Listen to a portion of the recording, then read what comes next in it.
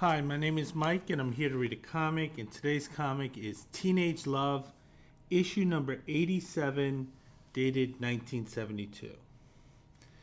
And the format of this comic differs from the normal three-story um, template that most Charleston romances are done in.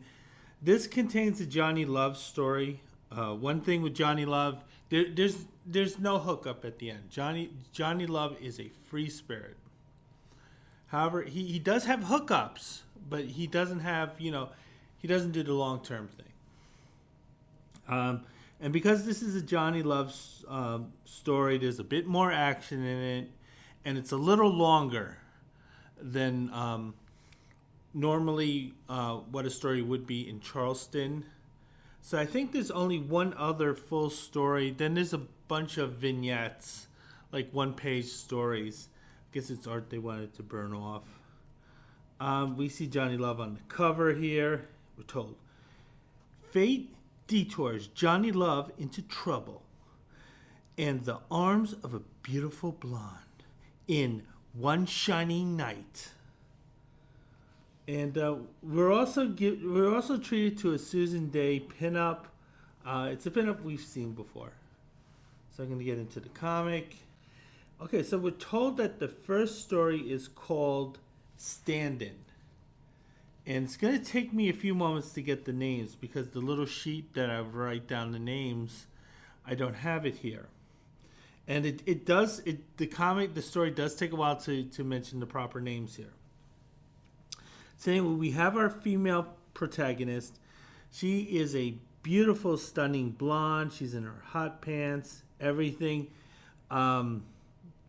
She looks like a go-go Amazon. But the thing is, she's also in need of a job. She's a very responsible young woman. And the highest paid jobs for women at that time, for her educational status. She looks like she's probably just out of high school or something, or secretarial schools, or secretarial jobs, I should say. Believe it or not, being a street hoe in 1972 probably would get a woman more money than any other legal job. That's how the glass ceiling was enforced. It was enforced that strictly. So we had the women's lib movement of 1970s to thank for a lot of those changes. Anyway, she looks great. She looks like she's going to go to a GoCo. However, she needs to, quote, ugly herself up. And what she does is she puts on a brown-haired wig, and she puts on these glasses.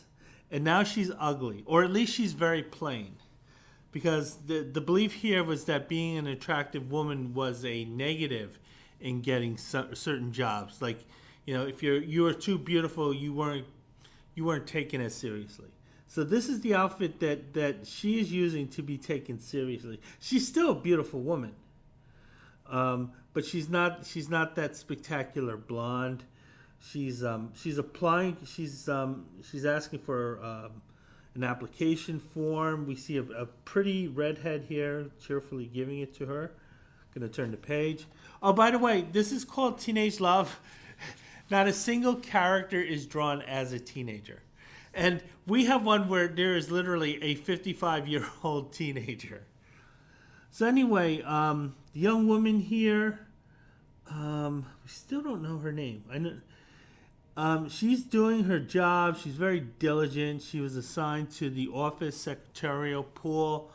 There were pools of secretaries available for whatever office manager needed one at the time. Think of Mad Men, where most of the executives had their regular secretaries, but they also there was a smaller pool that would rotate in case somebody was out or something. So anyway, our young ingenue here is told that she is going to be assigned to Mr. Taylor. Her name is Jones. Okay, now I remember the names. The woman is Samantha Jones, but she's called Sam the entire time.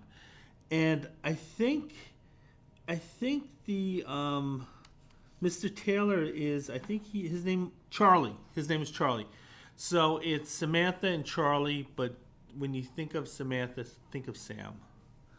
So anyway, she's being assigned to Mr. Taylor here, and Mr. Taylor's kind of he's kind of he lacks social clues here, because the moment she walked in, he didn't look at her, he didn't say hello to her, he just said, "Do this right now at this moment." Where Sam here, she's signaling to the guy, "Hey, social cues here. Give me a chance to sit down, give me a chance to breathe, so we can do this right." However, he is apologetic though. So on one hand, while he was a little thoughtless, when the thought came to his head, he realized, "Hey, I need to say I'm sorry." Apparently, he's quite the droner, because we're told he dictated on and on and on and on. So this guy's a droner here. Gonna turn the page. So then we see Samantha. It's the end of the week. She's relaxing, kind of like she has a dual identity, like Catwoman or something. When she's home and off the clock, the wig comes off and she is Samantha. And Samantha likes to party here. It looks like she's partying with some guys with green hair, and one of them has a purple outfit. So who knows? Maybe this is like the young supervillains club here. Anyway, she's with Ched right now, and the party's very lively and so forth. But the thing is that Samantha sees her boss, Mr. Taylor there, Charlie Taylor. Now, this is a kind of an awkward situation for Samantha or Sam, because Mr. Taylor knows her only in that, mousy brown wig and glasses.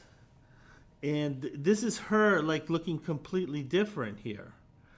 However, like I mentioned, either way, Samantha's a beautiful woman. She captures Charlie's eye here, and she says, "Hey, can I dance with you?" And she kind of reluctantly says yes, because again, she feels that awkwardness of, she knows him, but he doesn't know her. So they're finally introducing the names, and we see this is Charlie Taylor, and hi, I'm Sam Jones, quarterback for the New York Jets.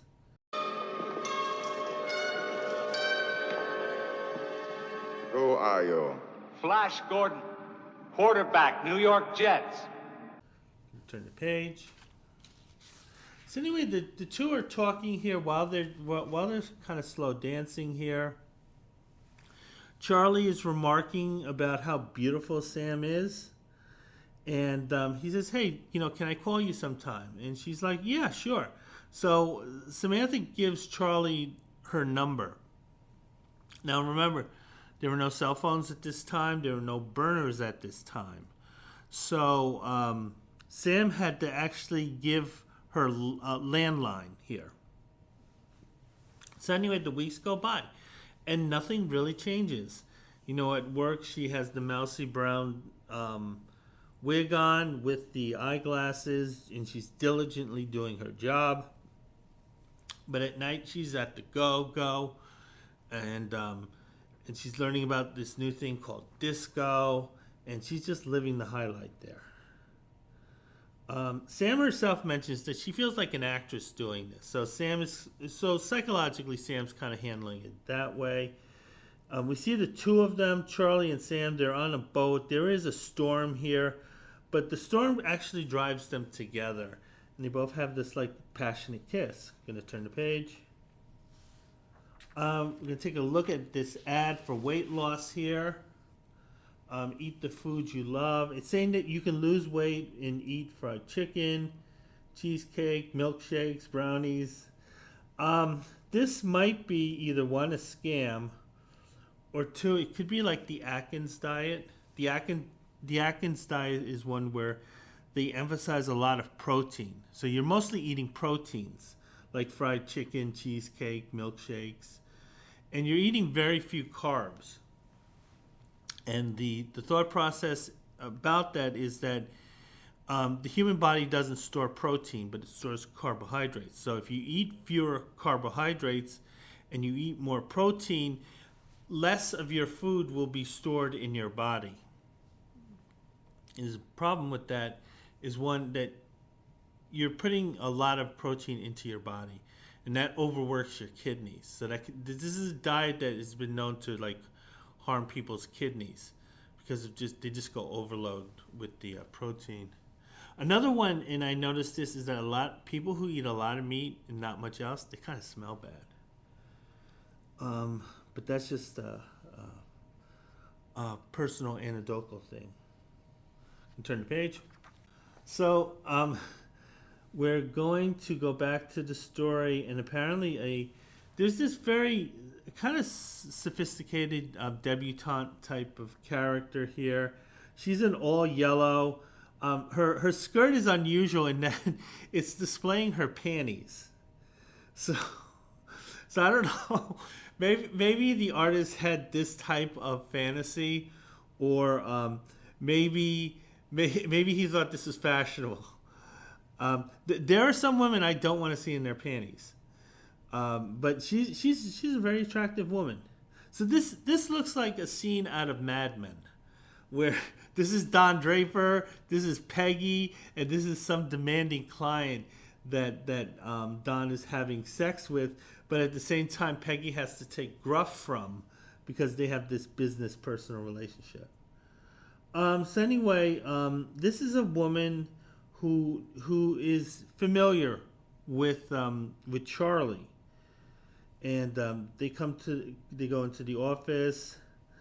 Now, when they're in the office, Samantha doesn't know what's being said. She's not the nosy type, and she's too far away from the door. But the thing is that when the both of them left, the woman, Inzi Lacey, I should say, Inzi Lacey, she's saying, "I'll see you for dinner, darling." And then Charlie says, "Very well, Inzi." So we get the sense maybe a little bit here that the woman in yellow kind of has deeper feelings for Charlie. Charlie, it seems very formal and kind of like, okay, you're a client. Samantha, she's there in front of the typewriter. She doesn't know what's going on. But the thing is, she knows that she has a date with Charlie tonight as her blonde self. And then it's explained that this evening, Samantha got a call from Charlie. Charlie is going to have to cancel the dinner date. And this is when Samantha starts to get worried about this this kind of double identity charade here, because she's really starting to doubt it. Turn the page. So we see the next day they're in the office. We see Charlie. He has his green Joker suit on. No, yes, the purple. So it's the Riddler. And we see Samantha here, and she's at work, with the charade going on. The wig and the glasses are still there. Charlie wants Samantha to call a particular number and saying it's important that you get through to this person. But the thing is that Samantha recognizes the phone number as her number. So she obviously knows this ploy. She's just going to be calling her home number here. And we can see that Charlie really wants to talk to her. So he's kind of using the secretary, which is Samantha, as kind of his his redialer. Well, Samantha is at home. She has her blonde locks, and apparently Charlie wants to ask Samantha out for dinner that night, and Samantha accepts the date. So anyway, they go to this small out of the way restaurant, but apparently trouble had followed them. So what we see is Inzi from The Office. She's back. And Inzi recognizes Charlie, says, "Charlie, how nice to bump into you." And the thing is, Charlie's on a date with another woman. And he says, "Hello, Inzi." And he introduces her to Samantha, saying, "This is Mrs. Jones." Now, the thing is, Inzi is looking at Samantha and saying, "Hey, you look kind of familiar. Do you think we met?" They did meet. They met in The Office, but the thing is, Samantha had the brown wig and glasses. So Inzi can kind of recognize enough there to see similarities, but she's not, 100% sure. Samantha wants to throw her off the track by saying, "Nah, I never saw you." But it says the dialogue box here. "She was looking right through me. I knew my time was running out, and my little game was drawing to a close." Well, it's not really a game. I mean, she needed the job and the paycheck, and it was the best paycheck she can get. Turn the page. It's not her fault that the patriarchy existed, that she had to look like a nerd to get a job. So anyway, Charles is talking to Samantha here. Charles is explaining that he used to date Inzi, and it's kind of understandable. Inzi is a very attractive woman. She seems very well off, but I can see where Charlie might see her as kind of a bit snooty and a bit off-putting. But Charlie doesn't have the feelings for Inzi as he does for Sam. And Sam is kind of confused. "Why are you telling me this? Why are you telling me you broke up with this woman here?" And Charles says, "Because I'm in love with you, Sam." And he says, "You haven't said anything since I told you I love you." I said, "Oh." And Charlie wants to know, what does that mean? They're under Vince Coletta inking here, so they're completely in shadow. Sam says, "Oh, darn it, Charlie. Of course I love you." And then they embrace. So I'm going to turn the page. So it's the next morning, and Charlie was about to drive off from The Office to see a client. But the thing is, there was certain paperwork he had to bring with him. And Samantha, in her brown hair, glasses, and secretarial job, she runs and she gives Charlie the reports. And Charlie's appreciative, saying, "Thank you, Mrs. Jones." And then Charlie drives off. And then I think Inzi is there at the office. So as Charlie's driving off, Inzi just happened to drive in. And she's about to go into the office. Samantha sees this. For some reason, she takes off her hair and her glasses. And then Inzi opens the office door just as Samantha is sitting in front of her typewriter. So Inzi, who's dressed really nicely here, she kind of what does she look like? Maybe Jane Weedland a little from the Go-Go's, although she doesn't have the same hair. But nevertheless, Inzi recognizes Sam. So Sam is there, in her regular dress, her long blonde hair, no glasses. And Inzi's just playing it off here, saying, "Yeah, hey, it's me. What are you going to do about it? Nothing." So anyway, it turns out that Charles and Sam, they did get married. They've been married for 6 months, and says they're really happy. And then we see Samantha in the last panel in the attic. And the addict has her disguise, her blonde hair and glasses. So the thing is that she never told Charlie that she was the mousy-haired secretary. Inzi knows this, but Charlie doesn't. And then Samantha, she makes a promise to the reader that she might tell Charlie about this. So she's kind of keeping this big secret, because this guy, it's not a secret that you would break a marriage over, but you're just going to have this real awkward conflict here. So anyway, they're already married. There's no divorce in the Charleston world. So yeah, they'll make it, but there might be issues with this. There's definitely going to be bumps with this couple. So I'm going to turn the page. Okay, so it's one of these one-page featurettes. It's very nicely drawn here.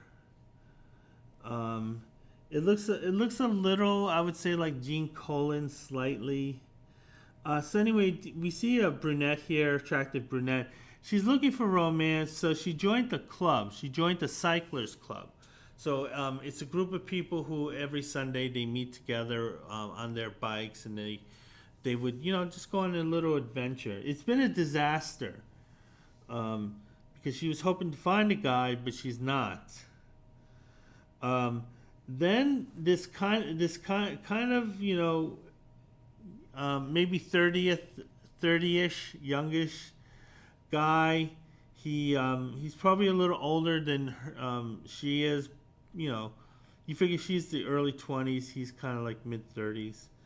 He says, "Hi, gorgeous," but then immediately this kind of Annette O'Toole type young woman says, "Hey, you're all mine."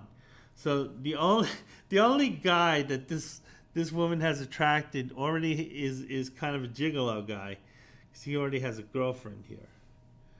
And she goes, "I should have known," because she's feeling downcast. Another bicyclist hits her. They're in Vince Coletta inking, which means complete shadows. The young woman falls, and then we see the two of them talking. He said, "I was trying to think of a way of saying hello. You solved the problem for me with your fucking clumsiness." And then she says, "I did, didn't I? You can let me go now, so we can sit and get better acquainted." Did this guy white knight her? Oh no, because he was like, you did it. If this guy was white knighting her, he would have caused the crash, then made her think she did it, and then he would fix the problem that she believes happened by accident, but it was really this guy on purpose. That would be white knighting. So that's the end of the story. I guess they had art and they needed to burn it off. Okay, here's the Susan Day pinup. I've already looked at that. Then we go to 1,000 decals for $1. A lot of the smiley face and kind of the hippie peace signs. A lot of Zodiac stuff. I'm gonna turn the page, and we got another vignette here. There's a little more oomph to this one. If he were mine. So what is happening is that we see a girl. Her name is Betty. Betty is a beautiful redhead here. Kind of has that young Diane Lane look to her. And she's talking with a friend here, probably with the gay friend here, in this really tacky looking sweater, which I know was in style at the time. The thing that he had, the zipper, and that big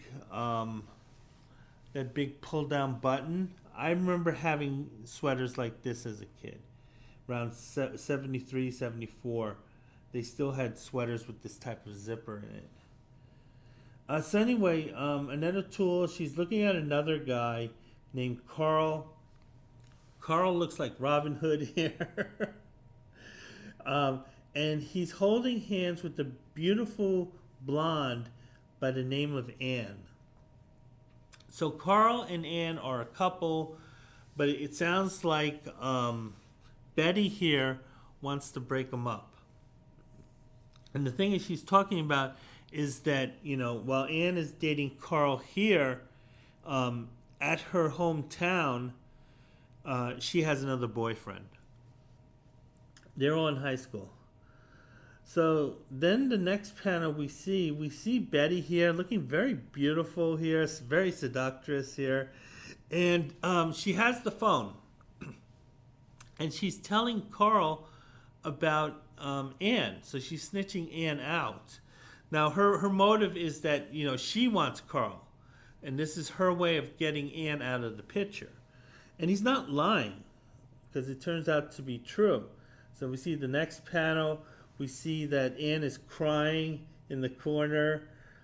Carl's there, and Betty's there, and Betty's asking Carl, if you're not taking Anne to the dance Friday, Carl, I'm not doing anything.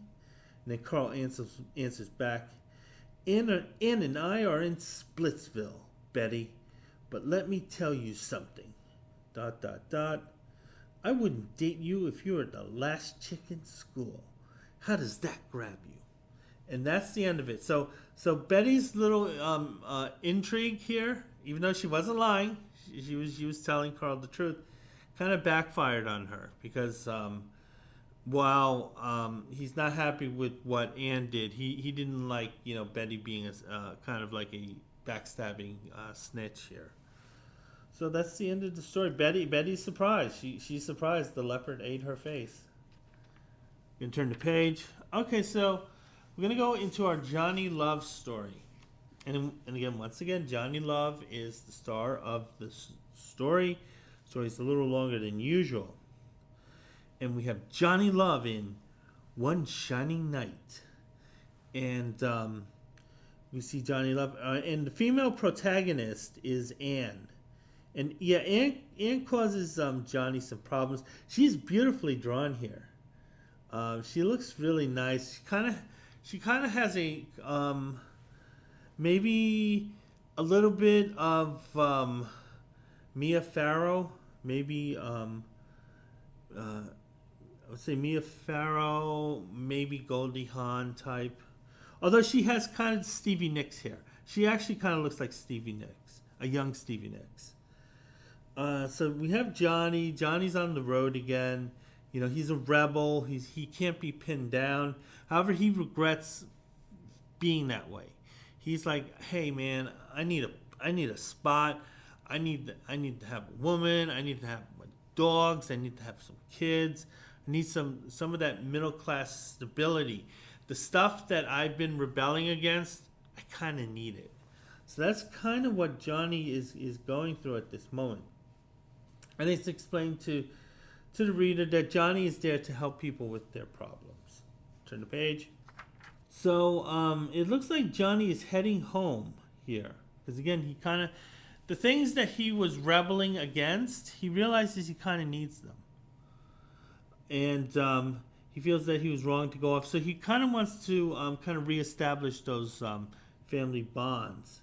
But as he's making a turn here, we see a young female driver, and she goes through a stop sign, which catches Johnny by surprise. So Johnny is thrown off his motorcycle here quite violently. We see Johnny, he has the helmet on. Now, he was wearing a helmet. Nevertheless, he takes the helmet off, and he still feels something because he's holding his head. He turns to this beautiful woman, and he says, "That was a pretty stupid thing to do, miss." And she says, Oh, please, I don't need you picking on me too. And Johnny says, "Sorry, are you hurt? Your car seems to be okay. And those vehicles are as important as lives." She says, "It had better be. If I get in any more trouble, I'll go mad." So she's someone who's having trouble dealing with reality as they knew it at that time. You can turn the page.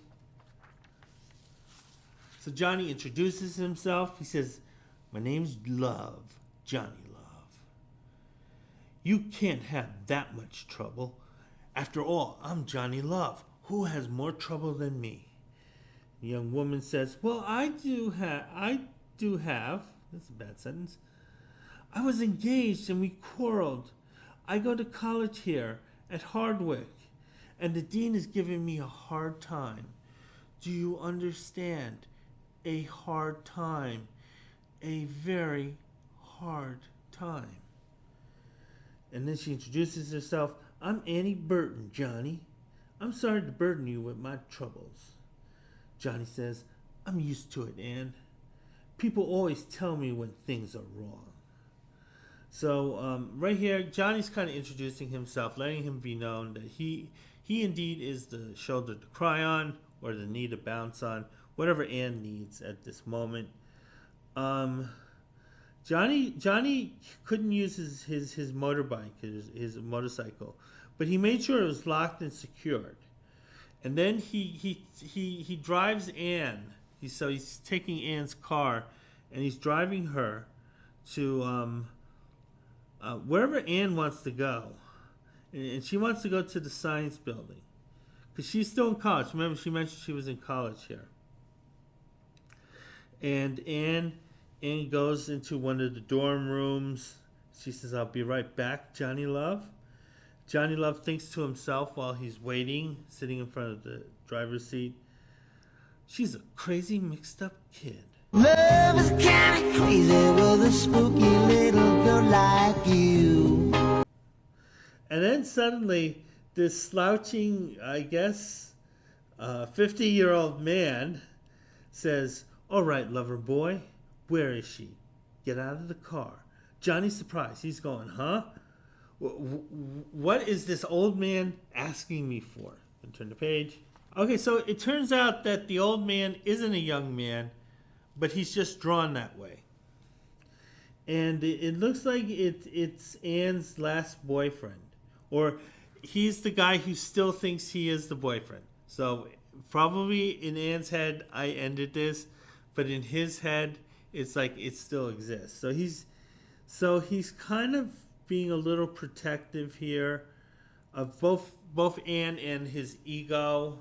He suspected that Anne has been dating this guy for the past few weeks. So she probably broke it off with this guy weeks ago. But this guy's still kind of hanging that torch. Johnny's saying, you mean Anne Burton? She's gone inside. But I'm not. And then the guy, he throws a fist.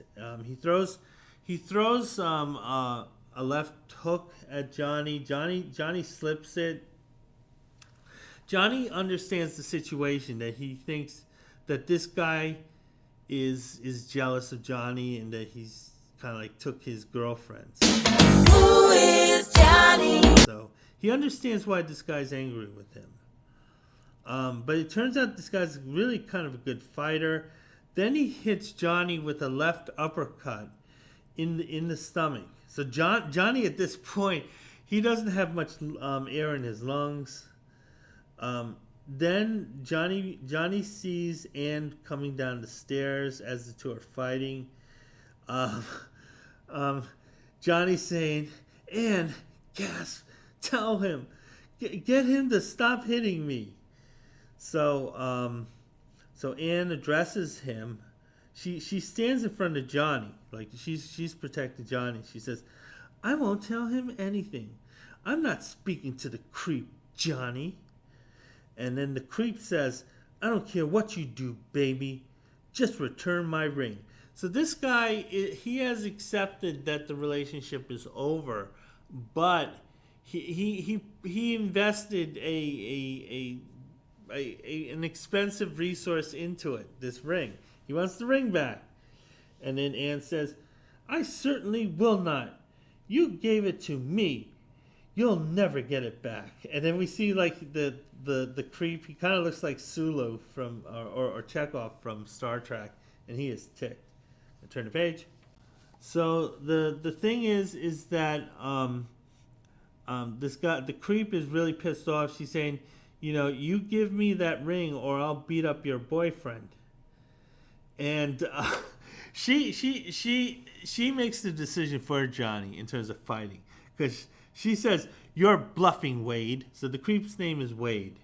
So the thing is, she's willing to spill Johnny's blood in this. So Johnny is a proxy at this point, but Johnny is no one's proxy.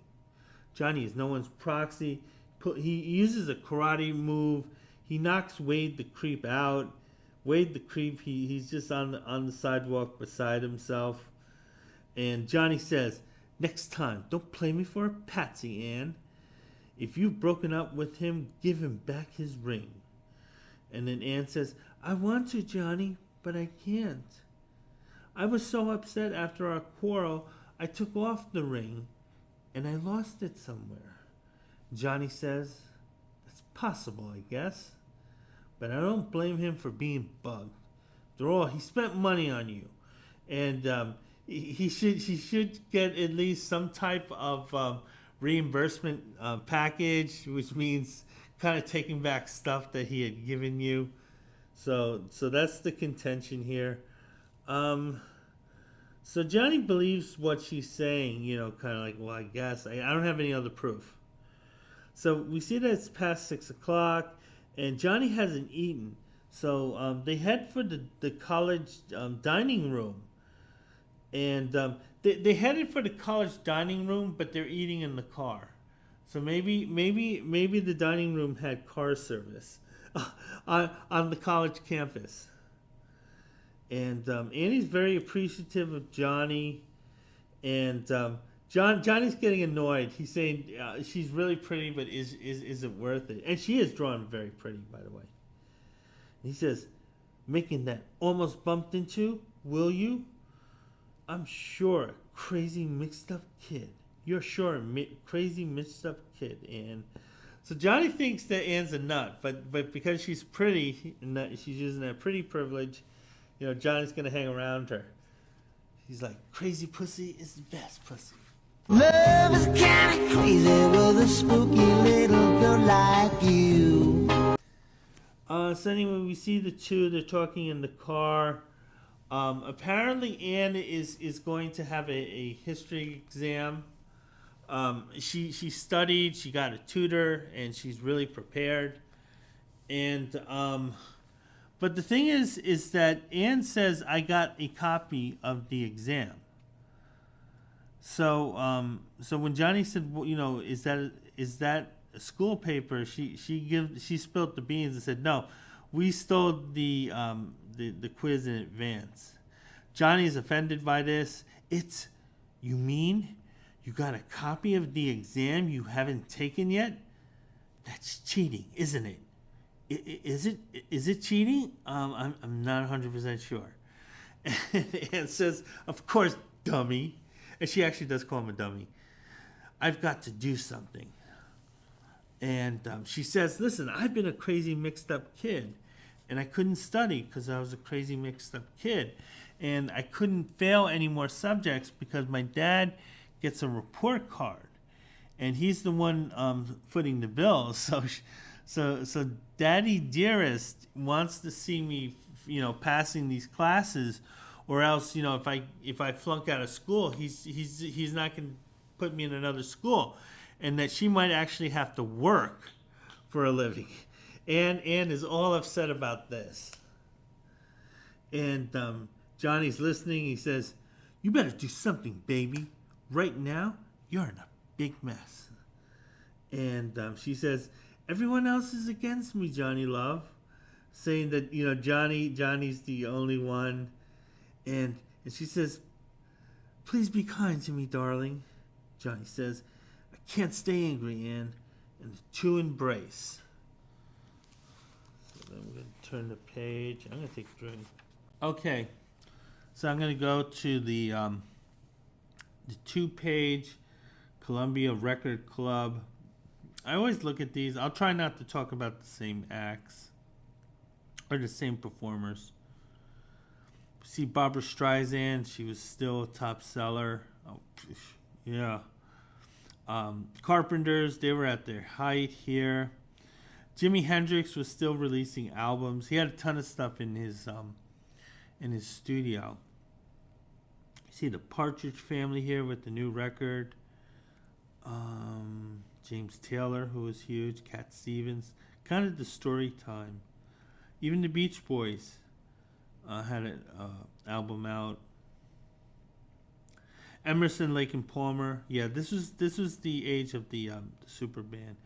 The Osmonds, One Bad Apple. I remember at this time I would watch both the Jackson 5 and the Osmond Brothers cartoons. Stephen Wolf still had some Jews. Joni Mitchell, Deep Purple, Led Zeppelin 3. So this is before Stairway. Donny Osmond had a single out. Bobby Sherman had some music out. Janis Joplin, she had passed away 2 years earlier. And Humble Pie. Okay, cool. Yeah, these record clubs, you either committed mail fraud or you got hosed. So those are the choices. I'm sure there are people still getting notices. They have to pay their bill. So anyway, Johnny is here. He's with this crazy kooky mixed up girl. Johnny keeps validating her questionable mental status. He says, "You're a strange girl, Anne. So sweet, so confused." And Anne says, "No sermons now, Johnny. Look, you'd better get back to your sickle," and that's how it's spelled, sickle, "and I'll drive back to my dorm. I've got to study tonight." Johnny says he agrees. He's going to go on his motorcycle, the one that he didn't really check out or inspect prior to being smashed. Johnny says, "Anne, do yourself a favor. Tear up that printed exam form." And Anne agrees, saying, "All right, darling, I promise." "You're sweet, Johnny. You're beautiful, Anne. Now do as I asked. Do what I say, bitch." Yeah, he kind of does look like Charles Manson. So he's trying to pull these very manipulative moves. Johnny says he's going to meet Anne. Johnny likes her. He says, "Hey, a guy can easily fall in love with Anne Burton. She is beautifully drawn. She is beautifully drawn." Johnny is, I think, bit of a hobosexual. If you don't know what a hobosexual is, that is somebody who will have a relationship, a sexual, physical relationship with someone just to have a place to stay. And I do encounter some of these because I'm not a gay man, but there are a lot of guys on the street who think I am. I guess they just approach every guy my age because I'm a middle-aged, balding, I got a bit of a gut. I think, I'm okay looking. But a lot of these guys, they look at me, they in their hobosexual, like, spider sense kind of tingles. Johnny might, I don't know if Johnny's like that, because if he did, he would have tried to stay at Anne's dorm room. But he's not. I guess he's not a good hobosexual because he's sleeping outdoors in the grass. So he's so confident he's sleeping in the clothing that he's going to meet Anne tomorrow in, with all the grass stains, all the mud stains, all the moisture here, and but Johnny's thoughts are about Anne. And again, Johnny's not thinking about this because he's gonna look like a hobo. Because again, this is a kooky, crazy chick. Gonna turn the page. So then, we see Johnny Love. It's the next morning. He's at the burger stand, but he's in someone's car. Like, whose car is he in? Oh, he's in. Presumably, it would be Anne's car. But the thing is that he was. It says here that he was, like, I guess, was he? Oh no, Anne went inside the burger stand. Okay, so I understand what's going on now. What happened next morning, Anne picks up Johnny and they drive to the burger stand. But when Anne was in the burger stand, Johnny was staying in the car. Anne had called the police on Johnny. So this is what's going on. So this is why Anne is like in the police. She's in the police car in the rear. And she's with the boyfriend. So what happened was when Anne went into the burger stand, she called the police, and she told them the story. She probably told them a story about Johnny, And she also asked, could you pick up my boyfriend, because this has been very traumatic. So Ann, the boyfriend, the creep, Wade the creep, they're out here in the police car, and they're in the police officer here is yelling at Johnny. So at this point, it looks like, Ann got Johnny into trouble. And the police officer is explaining to Johnny that there's been a charge made against you. And that Ann Burton is stating that you stole a ring from her and then pawned it off. So the thing is, the ring that was brought up earlier, the ring that the boyfriend wanted back, that Ann said she lost, it looks like she pawned it. But the thing is, she's pinning the blame on Johnny, saying that Johnny was the one who pawned it, when she was the one who did it, because it turns out that she planted the note into Johnny's jacket. The boyfriend's angry. He's a dupe at this point. Ann is very smug here. The police officer warns Wade the creep that, we have to protect Johnny's rights, even though, he's been accused of this crime. So we want the police officer just wants to get this done with as fast as possible. Then Johnny he agrees to a search, so he takes out all his identification, all his papers, but he recognizes something in one of his pockets that he didn't put there. He's pulling something out. I say, hey, I didn't. This is not mine. I didn't touch this or anything. So the police officer wants to look at it, and then the police officer sees that it's a pawn ticket. So basically, when Ann pawned the ring and got whatever money back, she had the ticket. And the thing is, she took the ticket and she planted it on Johnny Love, with the idea that she'll have Johnny Love arrested for stealing that ring. Johnny Love points out that he's never saw this, and that this isn't his, even though the officers just said to him that he's going to be detained on suspicion that he stole this. Can you turn the page? Ann is telling Wade the creep, hey, didn't I tell you this? I didn't have the ring. I was being honest. I didn't have the ring. But he stole it from me while I didn't have it. And that he took it, and that's why you weren't able to get it back. Wade doesn't look like he can mentally handle this type of thing. He's probably just going to agree with her. Johnny calls her out saying, Wade, your friend is a sick girl. It won't take long to prove it either. And then Johnny says, you almost hit my bike yesterday afternoon. About 5 o'clock, Ann. The pawn shops must have been closed by then. Ann, looking suspicious, is saying, I wouldn't know, but you could have pawned it this morning. Wade's been open since 9. Wyatt's has been open. So Wyatt's is the pawn shop. Johnny says, Officer, if you will just drive us over to this place and let the person who handled the transaction look at us, you'll find it out it wasn't me. I think he'll identify the girl.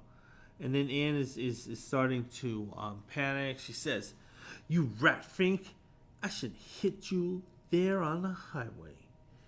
And then Ann is making a plea to Wade the creep. You're not going to take his word against mine, are you, Wade the creep? The officer's saying, come on, move along, let's get this over with. And after a few hours, Johnny Love was released from jail. They still put him in jail for a couple hours. And he's a little more disillusioned, more anxious than ever to get home to the people he can trust, because he can't trust the establishment. And then Johnny's thinking, I wonder how many kids destroyed themselves as Ann is doing. It's a shame. For a while, I was almost falling in love, but I wasn't, because I'm Johnny Love. And that's it. Yeah. There are definitely some holes. I do have to say Anne was drawn beautifully throughout. Even when she was bad, she was drawn good. We're going to take a look at Teenage Troubles. This is Dr. Gluck. And it looks like it's only one letter. And this is from a 17-year-old girl. And she's been going steady for 14 months. 1 year and 2 months. At that age, adding the months were important. But she's saying that her boyfriend has never told that he loves her or that he cares for her. And they do live about 70 miles away, so they can meet each other, but it's kind of a trip there. She does write to him about 4 times a week, and she phones a lot. But the thing is, he never reciprocates. So at this point, it's clear that she's putting more investment in it than he is. Then she goes on, she says, he says it's because he works all the time. But she's saying, hey, it only takes you a few minutes to write. So she's already developing expectations of this guy. I have tried to break it with him and find someone else. But whenever I talk to him about it, he wants to stay with me and I should be his girl. So he's kind of stringing her along at this point. She's saying, 2 nights ago I went to see him and he told me he had been out with another girl. And I was going to break up with him, but I just couldn't do it. So she wanted to break up with him after he admitted that he's dating someone else. When I was leaving to come back home, he said he would write to me, which he hasn't done yet. Can you give me some advice on what to do? She loves him, but, he's also hurting her. He's 21, so there's a little bit of an age difference here. Let's see what Dr. Gluck has to say. Dr. Gluck is saying that you're chasing him, and that's a problem. Guys don't really like that, saying that, they want to be the aggressors. And yeah, he doesn't feel like he's in a hurry to contact her. So what he's saying here basically is that, because you guys are 70 miles away and because it isn't easy for you guys to travel together, he doesn't feel a sense of urgency to get back to you. So the fact that he's not calling you every day or writing you every day just indicates to him is that, I'm going to have to wait until the end of the week to see her anyway. So, I don't have to rush at this. Then Dr. Gluck is saying, listen, you can't tell a guy to do these things on command. And again, this is her placing expectations on him. He might feel differently about what he's doing. He might be actually very busy. He can't write a letter. He might not have enough crayons. You don't know. Doctor is saying, of course, you're going to feel hurt. If it sounds, from your point of view, it probably sounds like he's being neglectful. And he's saying that, yeah, your ego has been dealt a bad blow, that you thought you were on the A list and you're on the D list. In his life, that, if it comes down between you saving you and saving the dog, he's probably going to save that dog. Let's see, and he's asking a bunch of questions. He's rubbing it in. He's saying, you have failed. He isn't hurting you at all. You're hurting yourself. Or perhaps you enjoy telling yourself that you have a broken heart. And of course you do feel sorry for yourself. Do you cry before you retire for the evening? Do you find you see his face before? He's just really rubbing it into this girl. And he says, just stop seeing him. He's saying, listen, he's sending you messages. He's sending you signals. Sometimes people don't know the difference between a sign and a signal.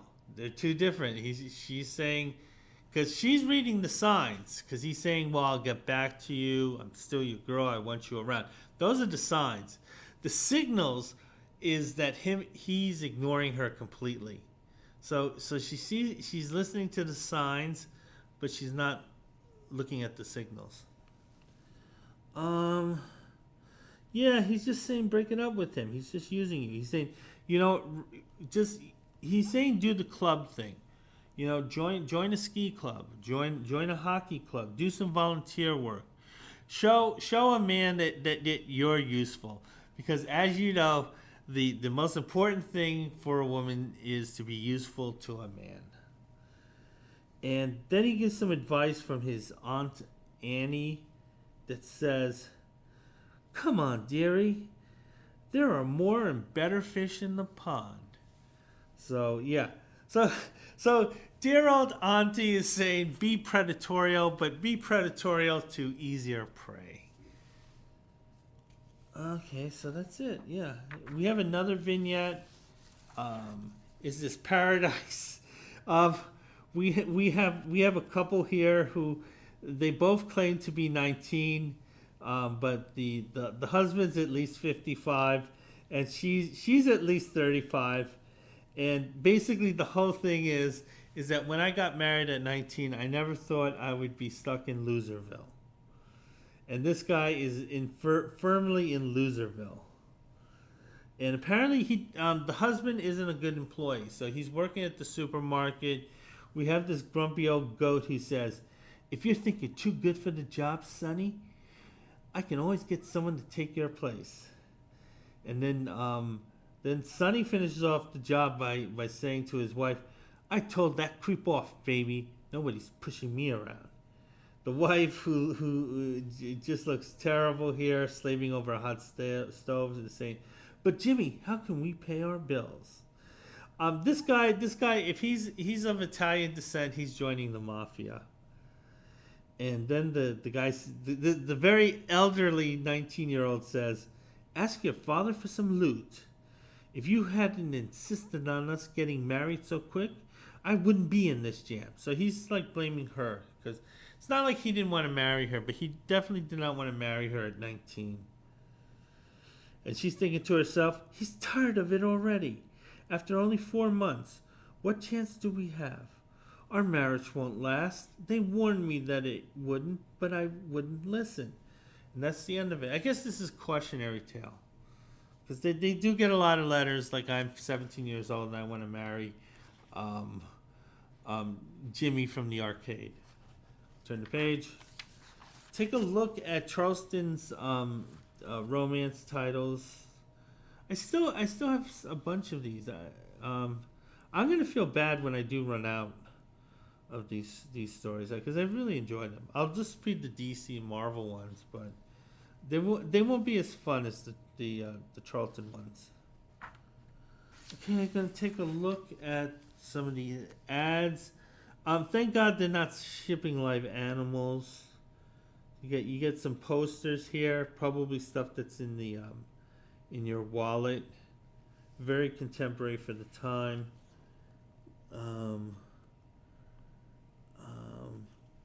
There's a course on how to shop a shoplifter. Okay, you just send this guy $1, and he says this is how you spot shoplifters. They take stuff without paying. Okay, so I'm gonna turn the page. There's another vignette here.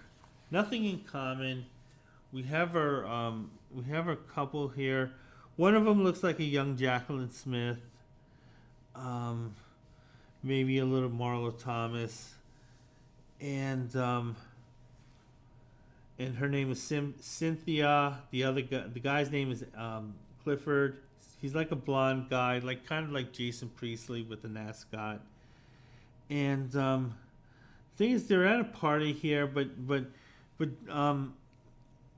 Cynthia doesn't like modern music. She likes classical music.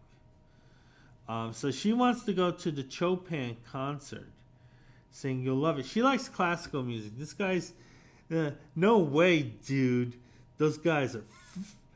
And he's saying, I wouldn't go to it if you held a gun at my head.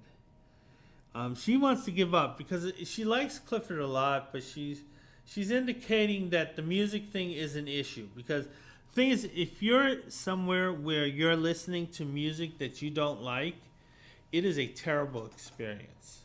So the thing is, she can't see herself being with a guy who's going to subject her to a lot of bad experiences, by listening to music she doesn't like. She's saying, we have nothing in common. And Clifford says, I know one thing we do have in common: our lips. And the two kiss. And then suddenly Jacqueline is not concerned about her future happiness. She's saying, listen, we'll work it out. Clifford's like, hey, baby, I'll go to a concert every so often, but you need to turn on to some of this music. You need to put on that Partridge Family. You need to put on that Brady Bunch. You need to put on that Bread record. You need to listen to the Carpenters. Real music. And that's it. Again, the woman just totally gives up everything she wanted in life to please this guy, who shows really very little effort into helping her. She's drawn beautifully, though, I will say. Turn the page. We go to another vignette, A Place for Tears. We see a tall redhead here, maybe a thinner version of Christina Hendrickson here. Annette O'Toole, probably. I think she's too tall to be Dana Delaney. So anyway, it looks like she's along the New England coastal line, like in Maine or somewhere. And she's thinking about last summer, thinking that she's not going to be as happy this summer as she was in the last summer. So she's saying her life ended in the summer of 71, and that everything from the summer of 72 on, which is more than 50 years ago, it's just done with. She's not going to enjoy the 80s at all. She's saying, I'm never going to see him again. And then suddenly this guy shows up, and it's Johnny. And Johnny with his green hair and his bad suit. Again, a lot of these guys were competing in some Joker contest. And he says, darling, I knew you'd be here. And then, Christina, what's her name? I don't know her name. She says, Johnny, how'd you find me, Johnny? You always come over here whenever we quarrel, darling. I hope you always will. So the thing is, he wants to keep this abusive relationship going on. Whenever they quarrel and get upset, and she retreats into a dream world where apparently Johnny, who had just probably yelled at her 5 minutes earlier, she pretends like she hasn't seen him for a year. So this guy, he recognizes the mental makeup of her, and she's like, yeah, I know how to manipulate her. Okay, here's an ad for underwear here.